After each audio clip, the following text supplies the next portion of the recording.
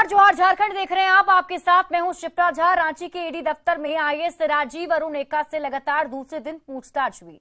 उनसे money laundering के आरोपी विशाल चौधरी से जुड़े कई सारे तीखे सवाल किए गए।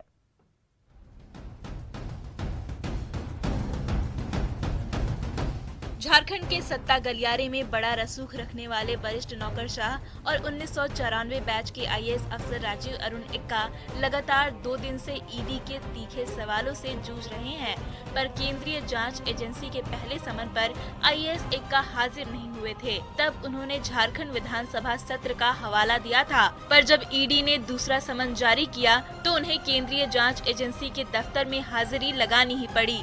27 मार्च की सुबह 11:05 पर आईएएस अफसर राजीव अरुण एक्का हीनू के ईडी दफ्तर पहुंचे। तब मीडिया ने उन्हें चारों ओर से घेर लिया था, पर किसी भी सवाल का जवाब दिए बगैर वो चुपचाप ईडी के ऑफिस में दाखिल हो गए। सुबह से दोपहर और दोपहर से रात के 9 बज गए। पहले दिन वो ईडी दफ्तर में करीब 10 घंटे तक केंद्रीय जांच एजेंसी के सवालों का सामना करते रहे और रात 9:15 पर बाहर आए। लगातार दूसरे दिन यानी 28 मार्च को सुबह 11 बजे वो एक बार फिर ईडी ऑफिस पहुंचे। करीब 3 घंटे तक उनसे सवाल जवाब किया गया। दोपहर 2 बजे वो लंच ब्रेक के लिए निकले।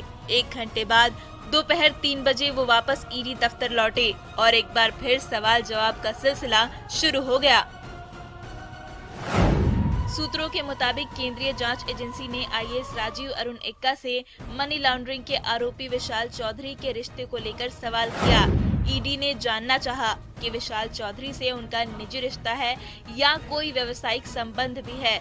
उनसे ये भी पूछा गया कि उन्होंने विशाल चौधरी के ऑफिस में सरकारी फाइलों का निपटारा क्यों किया। बीजेपी की ओर से जारी वीडियो क्लिप में नजर आ रही महिला के बारे में भी उनसे सवाल पूछे गए।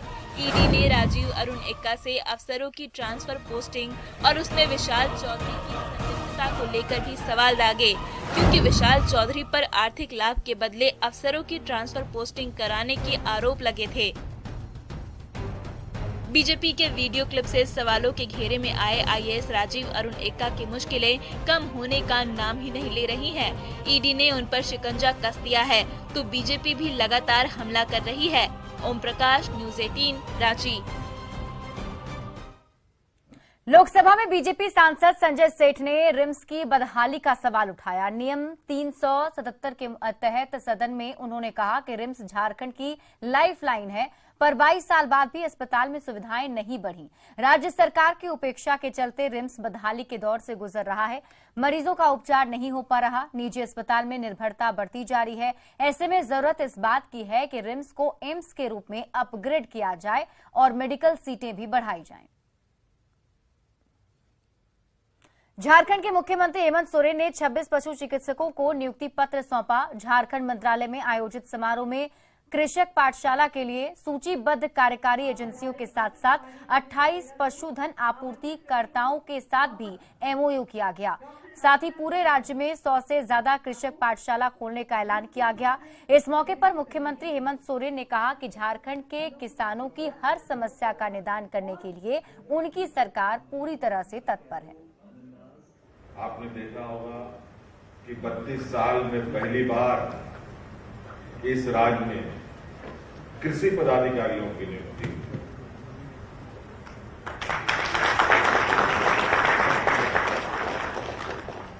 और ये जबकि इस राज्य को तो राज्य बनने के दिन से ही इस विषय पर चिंता करने की आवश्यकता थी। किसानों के प्रति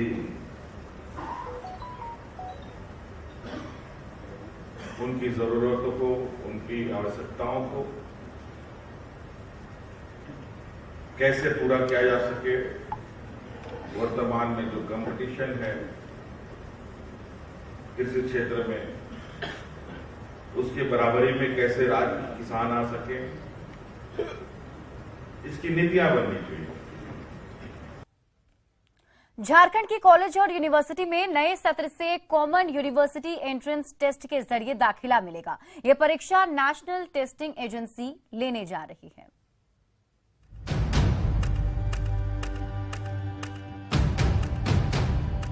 झारखंड की सभी 10 स्टेट यूनिवर्सिटी में दाखिले का सिस्टम बदल गया है। इंटर पास छात्रों को अब ग्रेजुएशन में सीधे एडमिशन नहीं मिलेगा, बल्कि उन्हें प्रवेश परीक्षा से गुजरना होगा। इस परीक्षा में जिन छात्र छात्राओं के ज्यादा मार्क्स आएंगे, उनके लिए मनपसंद यूनिवर्सिटी और कॉलेज के दरवाजे आसानी से खुल जाएंगे। कॉमन यूनिवर्सिटी एंट्रेंस टेस्ट के रिजल्ट के आधार पर मेरिट लिस्ट तैयार होगा। उसके जरिए छात्रों को नामांकन का मौका मिलेगा। हुए नेशनल टैलेंट सर्च एनटीए ने क्या किया, एनटीए ने एक एग्ज़ाम कंडक्ट करने का डिसीजन लिया कि हम एक एग्ज़ाम लेंगे, जो +2 पास करेंगे वो एग्ज़ाम लेने के बाद मेरिट के अनुसार एडमिशन लेंगे। जब मेरिट के अनुसार एडमिशन लेने की बात आ गई तो मार्क्स बेसिस ख़त्म करते हुए हम जो उनके द्वारा मार्क्स होगा उस पर मैटर करेगा। नए सत्र से नेशनल टेस्टिंग एजेंसी यानी कि NTA common university entrance test यानी सीयूईटी करा रही है। जिन छात्रों को झारखंड के यूनिवर्सिटी और कॉलेज में दाखिला लेना है, उन्हें एनटीए के पोर्टल पर लॉगिन करके रजिस्ट्रेशन कराना होगा। तय तिथि पर एंट्रेंस टेस्ट पेपर लिखने होंगे। पेपर की जांच के बाद एनटीए सीयूईटी के कट ऑफ मार्क्स के आधार पर छात्रों का लिस्ट जारी करेगी। इसी लिस्ट के आधार पर उम्मीदवारों को कॉलेज और यूनिवर्सिटी आवंटित होगा। इसके बाद छात्र छात्राओं को चांसलर पोर्टल के जरिए एडमिशन लेना होगा। रजिस्ट्रेशन के बाद अब उन लोगों का रजिस्ट्रेशन, सब सारे बच्चे अपना रजिस्ट्रेशन कर रहे हैं, वो एग्ज़ाम होगा और सीयूईटी के एग्ज़ाम के बाद फिर हमें चांसलर पोर्टल के थ्रू गुजरना पड़ेगा और तब एडमिशन होगा। एनटीए की परीक्षा में अव्वल आने वाले मेधावी छात्र छात्राओं को उनके मनपसंद कॉलेज और यूनिवर्सिटी में झट से दाखिला मिल जाएगा, पर मेरिट लिस्ट में नीचे रहे छात्र छात्राओं के लिए थोड़ी परेशानी जरूर होगी। पर नए सत्र से शुरू हो रही इस प्रक्रिया ने सभी छात्र छात्राओं को कॉलेज और यूनिवर्सिटी में दाखिले का समान मौका जरूर मुहैया कराया है। निरंजन, न्यूज़ 18, रांची।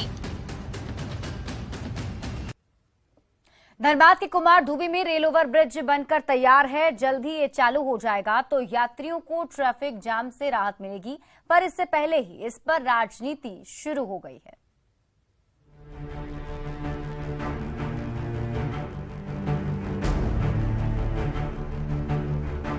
नीचे पटरियों पर सरपट दौड़ती भागती ट्रेन और उसके ठीक ऊपर चमचमाते ओवर ब्रिज पर बाइक और स्कूटी के बीच एक दूसरे से आगे बढ़ने की मची होड़। ये नजारा है झारखंड और पश्चिम बंगाल की सीमा पर कुमार धुबी में नवनिर्मित रेल ओवर ब्रिज का, जिसका 80% से भी ज्यादा कंस्ट्रक्शन पूरा हो गया है। वो दिन दूर नहीं जब ये ब्रिज पूरी तरह से जनता के लिए खुल जाएगा, पर उससे पहले ही राजनीतिक दलों के बीच ब्रिज के निर्माण का श्रेय लेने की होड़ मची हुई है।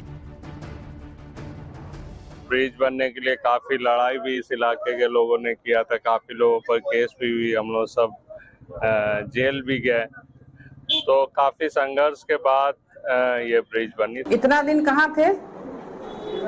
पुल कब शुरू हुआ है? यहाँ के जो पूर्व विधायक जी जो अभी देख रहे हैं, बहुत वहाँ फिल्म बना रहे हैं, खड़ा होके एकदम दोनों हाथ उठा के एकदम वाहवाही।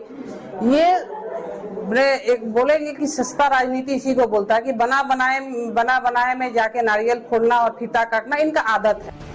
साल 2014 में रेल ओवर ब्रिज का कंस्ट्रक्शन शुरू हुआ। 37 करोड़ रुपए आवंटित किए गए। इस दौरान 9 साल तक निर्माण का काम चलता रहा और धीरे धीरे 26 पिलर के ऊपर रेल ओवर ब्रिज का ढांचा खड़ा हो गया, जिस पर फिलहाल दोपहिया वाहन सरपट दौड़ रहे हैं। जल्द ही बचा हुआ काम पूरा होते ही जब ये ओवर ब्रिज चालू हो जाएगा तो धनबाद कोयलांचल के साथ साथ पश्चिम बंगाल के मुसाफिरों को ट्रैफिक जाम से बड़ी राहत मिलेगी। पुल बन रहा है, यह रेलवे पुल, अगर इसमें भारत सरकार का कुछ योगदान है तो इसमें झारखंड सरकार का भी योगदान है कि वो अगर अपनी जमीन इस सड़क से इसको कनेक्टिंग मार्ग नहीं दिया होता तो शायद नहीं होता। ये ब्रिज के नाम पर ये ब्रिज कैसे बने, जिसके लिए हम लोग झारखंड मुक्ति मोर्चा के द्वारा कई बार हम लोग धरना और प्रदर्शन करने का भी काम किया है। उसके बाद 12 में 2014 में स्पेशल तरीका से इस ब्रिज को बनाने के लिए रिकमेंडेशन करने का काम किया। पर इस ब्रिज को लेकर शुरू हुई राजनीति खत्म होने का नाम ही नहीं ले रही। कुमार धुबी में खड़ा ये ब्रिज आने वाले समय में धनबाद कोयलांचल की तरक्की का नया द्वार तो खोलेगा ही, धनबाद और झारखंड के चौतरफा विकास में भी मील का पत्थर साबित होगा। संजय गुप्ता, न्यूज़ 18, धनबाद। रांची पुलिस ने 1 साल पुराने रश्मि हत्याकांड का खुलासा करते हुए हत्या के आरोप में उसके प्रेमी पंकज को गिरफ्तार कर लिया। रश्मि मुंडा पिछले साल 13 फरवरी को गायब हो गई थी। परिजनों ने चुटिया थाने में गुमशुदगी की रिपोर्ट दर्ज कराई। सीसीटीवी और कॉल रिकॉर्ड से रश्मि और पंकज के प्रेम संबंध का खुलासा हुआ। चुटिया पुलिस ने जब प्रेमी पंकज से पूछताछ की तो उसने खुद को रश्मि का सिर्फ दोस्त बताया। इसी बीच रश्मि की किताब के पन्नों के बीच गर्भपात कराने का पर्चा मिला। जब पुर्जे की जांच हुई तो अस्पताल के रजिस्टर में रश्मि के प्रेमी पंकज का नाम पति के रूप में दर्ज था। आखिरकार पंकज ने रश्मि की हत्या और शव को जलाने का गुनाह कबूल कर लिया। जैसे जहां पर जलाया किया था, जहां जिस जगह में वहां पर ले जाया गया, वहां पर देखे पूरा जला हुआ का निशान है। उसका बाल उल भी पड़ा हुआ मिला किया। ये लड़का ही नहीं जलाया है कि लड़का ही नहीं, खुद बोला, खुद लड़का ही बोला कि हम यहाँ पर लाए कि यहाँ पर जलाए किए थे। लड़का के साथ में मतलब पूछताछ किया जा रहा है और हमारी फैमिली को भी 10 बजे रात तक रख करके पूछताछ की गई थी। न जाने कौन सी पूछताछ हुई और अचानक अभी थाना प्रभारी की तरफ से रिपोर्टिंग आती है कि लड़की की डेड बॉडी मिली है, वो बुरी तरह से जल चुकी। और मांझी क्षेत्र में जा करके वहाँ पर से ही उस युवती का शव भी, जिस समय उसकी शिनाख्त नहीं हो पाई थी जब शव बरामद हुआ था, तो लेकिन संभवतया ये उसी का शव प्रतीत होता है। अभी उसका डीएनए जांच भी हम लोग करवाएंगे और इसने इस बात को स्वीकार भी किया है। तो इस संदर्भ में और अनुसंधान किया जा रहा है। लोहरदगा के जंगलों में महुआ चुनने के लिए ग्रामीण आग लगा रहे हैं। पेशरार और किस्को के जंगलों में ये आग ज्यादा लगी हुई है। सूखे पत्तों में आग लगाने से तेज हवा की वजह से आग बढ़ती जा रही है। इससे वन्य जीवों के साथ ही पर्यावरण को भी नुकसान पहुंच रहा है। आग से जंगलों में कीमती जड़ी बूटी, जीव जंतु, कीमती पेड़ और छोटे पौधे जलकर नष्ट हो रहे हैं। ग्रामीण और वन प्रबंधन समिति जंगल में लगी आग को अपने स्तर से बुझाने के लिए प्रयास कर रहे हैं। चुनने के लिए, पत्ते को साइड करने के लिए या पत्ते को जला के काला कर देता है और ग्रामीण लोग भोर में महुआ चुनने जाते हैं तो चूंकि महुआ का कलर उजला होता है और वो काला में जब टपकता है तो वाइट दिखाई देता है, तो उन लोग को चुनने में आसानी होता है। इसी विभाग को परेशानी होती है कि तुरंत हम लोग को खबर नहीं मिल पाती है। खबर जैसे ही मिलता है मेरा टीम दौड़ के जाता है, बुझाता है, क्योंकि हम आग बुझाने के लिए ब्लोअर भी। गुमला में एक व्यक्ति के स्कूटी से पैसा निकाल रहे अपराधी को पकड़कर लोगों ने जमकर पीटा। जानकारी के अनुसार एक शख्स बैंक से 1,29,000 रुपए निकालकर कचहरी में वकील से मिलने गया था। इसी दौरान रेकी कर रहे 2 अपराधियों ने उसके स्कूटी से 50,000 रुपए निकाल लिए और दूसरा अपराधी बाकी पैसे निकाल रहा था। इसी बीच स्कूटी मालिक ने पैसा निकालते हुए अपराधी को देखकर जोर जोर से चिल्लाने लगा। फिर आसपास के लोगों ने स्कूटी से पैसा निकाल रहे अपराधी को दबोच लिया। उसके पास से निकाला गया पैसा बरामद किया गया है, लेकिन इस बीच दूसरा अपराधी भागने में सफल रहा। सूचना मिलने पर पुलिस मौके पर पहुंची और अपराधी को गिरफ्तार कर थाने ले गई है, जहां उससे पूछताछ की जा रही है। कचहरी परिसर में गाड़ी खड़ा किया और कचहरी के अंदर गया था, बस तुरंत लौटा और देख रहे हैं दोनों डिक्की में लगे हुए हैं। अच्छा, मैं दोनों को पकड़ा, एक निकल के भाग गया और दूसरे को पकड़ के रखा। तो आप जैसे बता रहे थे कि पैसा निकाल चुका था? हाँ, निकाल चुका था। कितना पैसा निकाल लिया? 50,000 रुपये निकाल चुका था। लोग टोटल कितना था? 1,29,000, तो जिसमें 50,000 रुपये निकाल लिया था। पर्सनल काम के लिए पैसा लेके अपना आया तो वो पीछा कर रहा था और वो निकाला था। उसी में कुछ लोगों के सहयोग से, हमारे कुछ पुलिस वाले भी यहाँ थे, उन लोगों के सहयोग से उसको पकड़ा गया। एक लड़का भागने में सफल रहा है, जिसके बारे में हम लोग पता करें जल्द। बोकारो सदर अस्पताल को कोरोना और इन्फ्लुएंजा के मरीजों के लिए पूरी तरह से तैयार करके रखा गया है। अस्पताल उपाधीक्षक के अनुसार अभी तक एक भी मरीज नहीं मिला है। यहां जांच की भी व्यवस्था की गई है। जो भी मरीज ओपीडी में आते हैं उनका टेस्ट भी किया जाता है। सदर अस्पताल में इसके लिए अलग से बेड भी लगाए गए हैं, ताकि अगर कोई मरीज संक्रमित पाया जाए तो उसका बेहतर इलाज किया जा सके। दिखेगा तो आगे का कार्रवाई आईडीएसपी से होता है, जहाँ की जांच वाँच के लिए जाता है। तो अभी तक ऐसा कोई ये नहीं। हम लोग नजर रखे, वो आईडीएसपी के थ्रू वहाँ पर है सेंटर, वहाँ जांच होता ही है। मेरे यहाँ भी होता है, मेरे सदर में इमरजेंसी में होता है, जो भी पेशेंट आता है तो उनका हम लोग टेस्ट करते हैं कोविड। अभी तक कोई भी कोविड पॉजिटिव मिला नहीं। गढ़वा में रामनवमी पर्व को लेकर माहौल भक्ति में हो गया है। राम भक्त पूरी तरह से भक्ति में डूब गए हैं। आज जिला मुख्यालय में मंगला जुलूस का आयोजन किया गया। विभिन्न अखाड़ों के लोग जुलूस के शक्ल में निकलकर काली स्थान मंदिर पर इकट्ठा हुए। इस दौरान दिल्ली, बंगाल, मध्य प्रदेश, यूपी के कलाकारों ने समा बांधा। वहीं घर की महिलाएं भी पारंपरिक वेशभूषा में जुलूस में शामिल हुई। रामनवमी के दिन इससे भी बड़ा आकर्षक झांकी और कार्यक्रम होगा।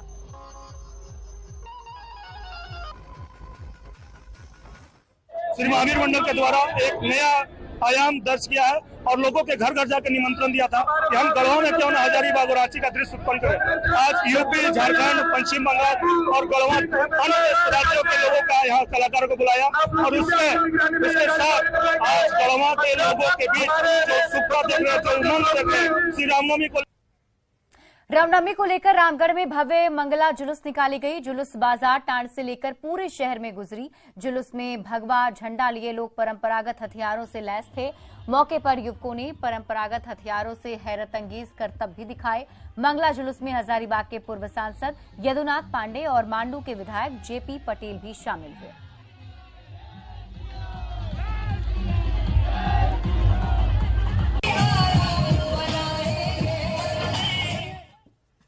रामनवमी को लेकर रांची जिला प्रशासन पूरी तरह से तैयार है। रांची नगर निगम भी अपनी तैयारियों में जुटा है। शहर की साफ सफाई और अखाड़ा के साथ साथ शोभा यात्रा के रास्तों पर लाइट की व्यवस्था की जा रही है।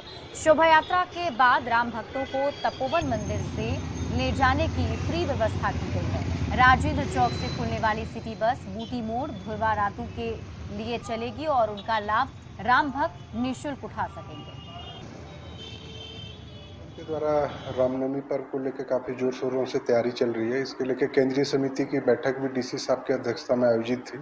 उसमें भी हम लोगों को काफ़ी सारे गाइडलाइंस मिले थे, क्या क्या चीज़ निगम के द्वारा करना है। इसमें बेसिक चीज़ है साफ़ सफाई को लेकर हम लोगों ने विशेष तौर पर सभी को निर्देश दिया है कि जितने भी आखड़ा है तो उसको विशेष साफ़ सफाई करना है। रोड की क्लीनिंग, ब्लीचिंग पाउडर वगैरह का छिड़काव करना है।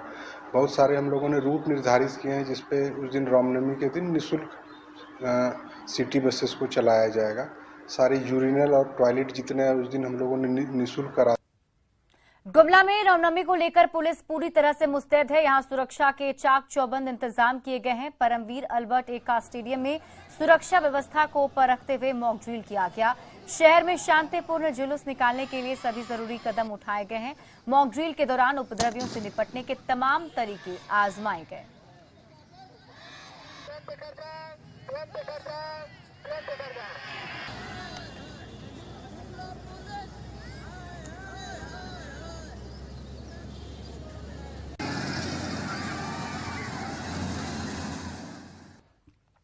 और फिलहाल इस बुलेटिन में अभी के लिए बस इतना ही। आप देखते रहिए न्यूज़ 18 बिहार झारखंड।